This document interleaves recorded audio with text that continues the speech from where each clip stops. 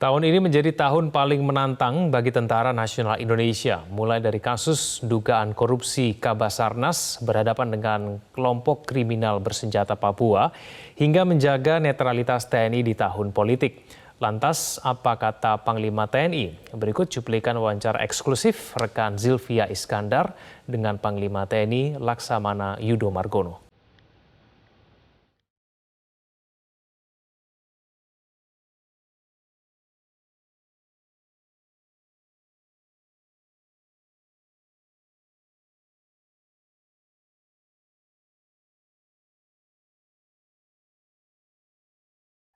Tidak hanya situasi ancaman dari eksternal ya Pak, tapi di dalam tubuh TNI sendiri, saya ingin kita mengingat kembali ada beberapa kasus pidana yang cukup menyita perhatian publik beberapa waktu terakhir ini.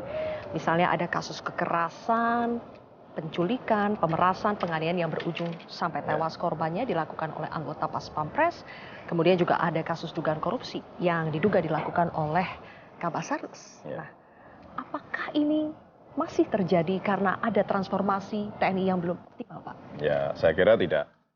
Kecuali kalau dari 450.000 prajurit itu 50.000-nya mungkin berbuat seperti itu, mungkin perlu transformasi. Tapi ini kan oknum. Oknum yang mungkin kalau dihitung persentase 0,0 berapa gitu. Dari sekian ribu prajurit ini yang melakukan tadi kekerasan, korupsi dan sebagainya. Ya, karena TNI ini adalah lembaga yang sensitif, mungkin juga menjadi perhatian masyarakat, sehingga ketika itu yang melakukan TNI, ya menjadi viral yang seperti itu. Tapi kami memaklumi dan tentunya kami akan introspeksi diri.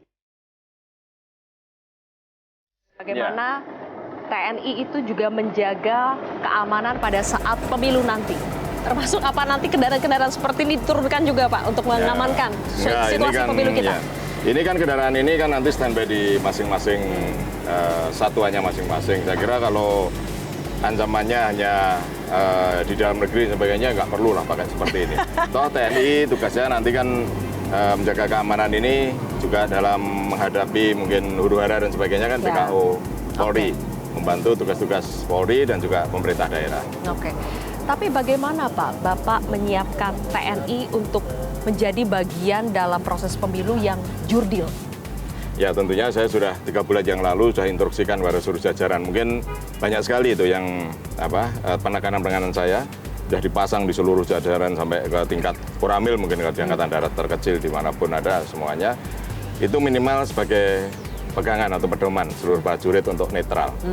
Netral, tidak memihak pada siapapun, bahwa tugas kita adalah menjaga tadi tugas yang lebih besar yang berada di pundak kita, sehingga hal-hal yang kecil seperti memihak dan sebagainya supaya dihilangkan semuanya netral. Karena kalau kita untuk menjadi TNI yang patriot dan mengawal demokrasi untuk Indonesia maju, kuncinya hanya satu, harus netral.